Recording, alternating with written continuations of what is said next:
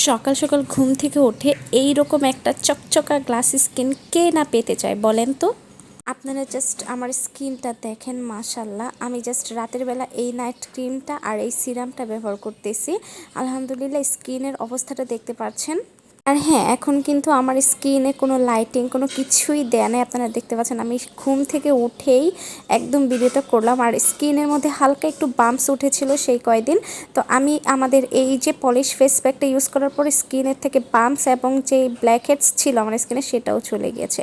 তো এখন সবার মনে প্রশ্ন জাগতেই পারে, হাতটা কিভাবে ফর্সা করব। যদিও আমি বডিটা অনেক আগেই ফর্সা করেছি, বাট রিসেন্টলি এই বডি ক্রিমটা ইউজ করতেছি, যেটাও অনেক ভালো আগের বডি ক্রিমটার মতো, বাট এটার কোয়ান্টিটিটা বেশি।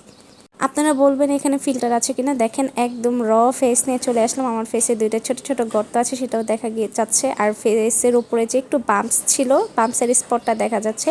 তাই এর থেকে সহজ ফর্সা হওয়ার কোনো উপায় নাই, আমি এইটুকুই বলতে পারি।